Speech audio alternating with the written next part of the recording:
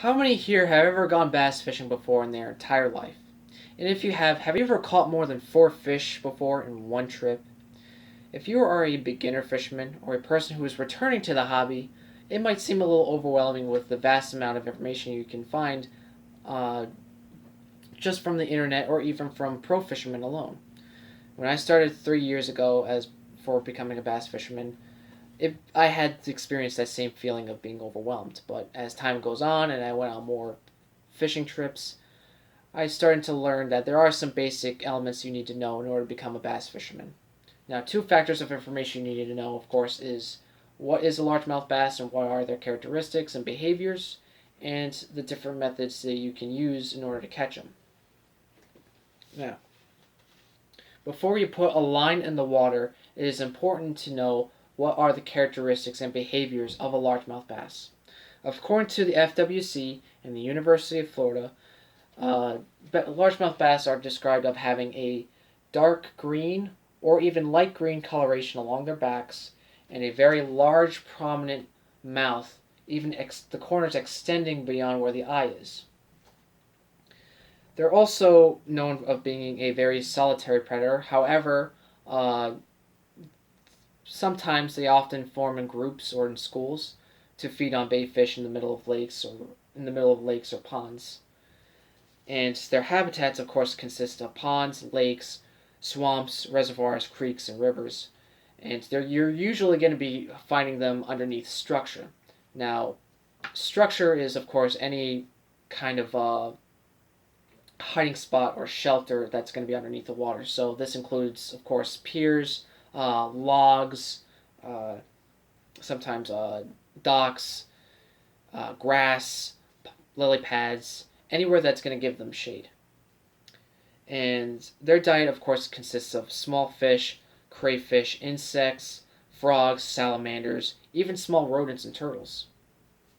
You can usually, they're usually feeding all day, but they're most likely to feed in more. They often feed during the late evening and the early morning. Now, once you understand the basic characteristics and behaviors of the largemouth bass, then you can then start to know the different methods you can use to fish for them. From what I experienced from my 3 years of fishing, there is one method that I always use and it always catches bass wherever I go. So the setup that I use is, of course, a medium to medium heavy 6-foot spinning rod with 10-pound monofilament and a spinning reel. Usually this setup you can find it very cheap at Walmart, and that's really good if you want to start to get back into the hobby or you're just starting and you don't want to spend over $50 on a rod and reel combo set. Now, the bait that I use, the artificial lure that I use to be effective wherever I go and wherever I go to a new pond and stuff and I want to catch actual fish, is a 5-inch green worm like this. And the hook I use is, of course, a wide gap worm hook, preferably size 3 to 4, but if you want to catch largemouth bass and specifically larger fish, I would recommend with a 5. Of course, there are different methods and methods you can use different methods you want to use for specific scenarios. For example, if there's a large amount of lily pads out on a pond or something, sometimes it's a good idea to use a frog because they're going to be feeding underneath the lily pads, and when something's on the water on the surface, it gets their attention, it gets them really excited, and then causes them to attack the lure. So,